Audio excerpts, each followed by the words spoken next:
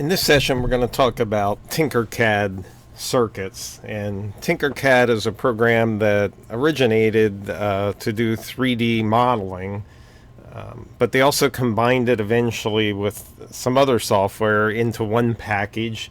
And now you can also do TinkerCAD circuits, where you can create, simulate, and emulate things. We're going to use it as a documentation tool for any kind of prototyping, breadboard circuit, for Arduino circuits, and different things like that. So there are times in electronics when you need to draw something as it represents its physical connection or the way it's built, in addition to the schematic circuit. And TinkerCAD circuits is going to do that for us. So let's give this a try. You see it up on the screen. Everything's going to be done on a screen capture in this session. One of the first things that I want to do, always want to do, is find a tutorial. How do you do this? Someone else probably has done this before, and we're just going to really hit the basic parts, and I'm going to let you look for these tutorials, give you some links, and let you on your own to try this out and see what happens, and see how well you can do it. So my first window here is Instructables. There's a person called Becky Stern. She used to work for Adafruit. Her explanations are great. Her videos are good. It doesn't get any easier than to do this. So she put together a series of Instructables to work with TinkerCAD circuits, and you can see them at these links. I will include these below this video for you. I would say look through all these. If you're learning anything, it's going to be experience. You're going to have to play with the software a little bit. You're going to have to do some stuff, but it's really nice to have a place to start. These videos, entries by Becky Stern are great. They're easy to follow. I would suggest them highly. Next thing is the Autodesk is the people that now own this software, and they put together some links for getting started with TinkerCAD. I would suggest them also. And finally, this video is great. Becky Stern is being interviewed by the guy from Cool Tools, and they quickly go over the use of TinkerCAD. So I'm going to switch over to TinkerCAD here. It's a web-based program. You don't have to download the software. And as I said before, in the electronic world, sometimes you need to build a circuit to learn or to test something out, and we usually use breadboards to do that. When you do that, it's hard to document what your circuit looks like. You obviously could do it with a schematic, and then you should be able to take that schematic and build a circuit. People with less experience in electronics can't do that too well, and they like to see that physical or mechanical representation of a circuit. And that's what TinkerCAD does for us. So why would electronic technicians that have done this for 10 years and have some experience, even in the industrial area of electronics, do this? Sometimes it's not about the schematic itself. It's about a block diagram or the concept of how a circuit is connected or done. And this does it very well. There was another circuit, and it still exists, called fritzing. And let's see if I can find that link for you while we're here. Typing fritzing in here to search for it, and everybody liked this. It was used widely in the Arduino based community, and it's still a pretty cool tool for drawing circuits and doing that. The problem is it hasn't been updated for a while, and there's always promises that they're going to do that, but I'm not so sure whether it'll be live or not. But fritzing and TinkerCAD circuits fill a pretty similar role. So you can fool with fritzing too if you want, just might not be there in the future.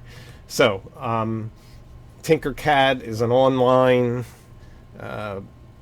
app. There's no software to download, which is nice because you don't have to update it either, but you do have to create an account. So I created a TinkerCAD account. You can go to tinkercad.com, create your account, log in. One thing when you first come into TinkerCAD, I'm going to click on designs over here on the left. By default, they think that's what you want to do, and they bring that up, and I'm sure there's a way to force it to come up in circuits, but I haven't found that yet. So I have a 3D printer. I fool with it sometimes. TinkerCAD's okay to use, not the tool that I use. So I have to, after I log in and created my account, I have to come over here and click on circuits right away. So you see that I have a number of circuits here created. I've created more than this, and I've shared some of those out, and you can fool with them too. But you can create a new circuit here, or you can go to the gallery and look at examples, and that's another good way to learn how to use a tool or even advance. So let's click on gallery, up on the left, click on gallery. And if I scroll up the screen there, you'll see once again it's over on 3D designs by default. So I got to click on circuits, left clicking, and you can see all these circuits that people have built, and they're great examples. Look how nice and lined up and organized things are in this circuit, even though it might be in a language that you don't understand the title, but you definitely can understand the schematic. So there's a lot of great examples in here, and if I load more designs in, it's there. Now, we might use the tool a little bit differently than the focus that you see here, but we're definitely going to use some things out of here that you see here. So this gallery lets you click on a circuit. You can copy and tinker with it, which brings it over here. It just so happens that this circuit is by Becky Stern also. Very good examples and a nice way to learn and do it. So I'm going to close this out. I don't want to copy and tinker that at this point. And I'm going to go back to my account where my circuits are, and it might be a little bit hard to find that. One way to get there is just click up here in this top left hand side. I'm going to left click in this TinkerCAD icon, and when I click on there, it comes back to my home spot where I come when I log in, and notice it's on 3D designs. I'm going to click on circuits again and do it. So I'm going to create a new circuit just to give you a feel for what's happening here and how to do it. I'm going to expect you, as always, work with the software on your own. Do some things you want to do. Work on it every day for 2 months or 3 months until you can't forget it. Keep on pushing yourself a little bit. Look at examples, learn something new. That's what you're going to have to do. But I'm going to give you a start at least, and the tutorials will give you a start too. So if I click on, left click on create new circuit, it takes a little bit of time. It comes up, and you can move parts in here. So I can get an LED here. All I have to do is click on it once, bring it out here, drop it on the circuit. I can get a push button, click on, left click on it once, and bring it out here. I'm not dragging it. I could drag it if I want to, so whatever concept works for you there. If you don't like the part that you did, hit the delete key before you leave it go. It does it. Also notice too that if you click on these, the properties for that device come up, and I can change the LED to yellow, and I can give it a name like Bruce LED. So that I can make things work a little easier. It looks like they go away when you click on them, they come back up. So these things should be familiar to you. We work with parts. Over here on the right hand side in the search bin, I'm just dragging the parts up and down so that I can look. Notice the pull down just says basic components. If I click on all, I get more parts in there. And the parts get sophisticated. I got things that I can buy from Adafruit, like these NeoPixel rings.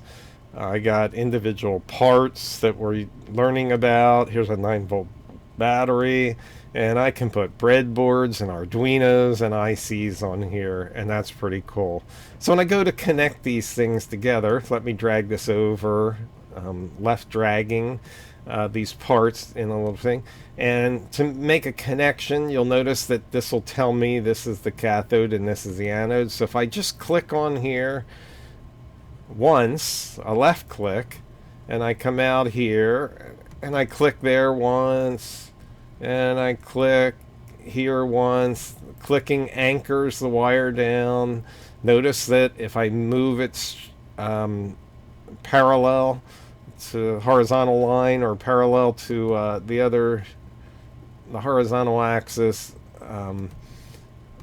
I get a thing. Now notice that line's a little crooked there, so I just left clicked on that part of the line, and I dragged that little line segment there until I got that nice straight up and down line. You see it, which means it's horizontal or vertical.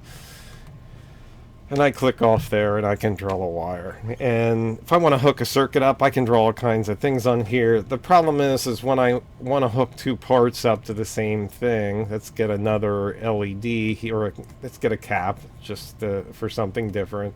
And I'm not going to change any of the details, but I am going to left click on here so I can drag a wire out here. I'm not going to be too crazy, but you'll notice that if I keep on putting parts in here, little kids might love this, where I just keep on clicking on here and dropping wires on there and having them all hooked up. I've seen artistically this done. It's called dead bug style, and it's not a great way to draw a circuit. So what I'm going to do is I'm going to put my mouse over these things and use the delete key. So I'm just mousing over this, selecting it, hitting the delete key. I'm going to left click this, hit the delete key, left click this, left click this, and hit the delete key and get it wiped off of there. We know that's not the best way to hook parts together, and when we want to create a circuit, we get a breadboard. So look, they let us have breadboards. So let's drag a breadboard out here. Always irritates me a little bit because it takes a while for the breadboard to come out. I guess it's because such is a big video, so you have to be a little bit patient. But notice now that I put this breadboard on the screen, and now I can pull my LEDs and things like that. And by the way, if you don't know where the LED is, just click in the search button, the LED will come up. And I can drop these on here just like I'm using a breadboard that we've already learned about. And I can start to drop my parts on here. I can drop, let's go back to all, and let's hunt for a 74 LSIC.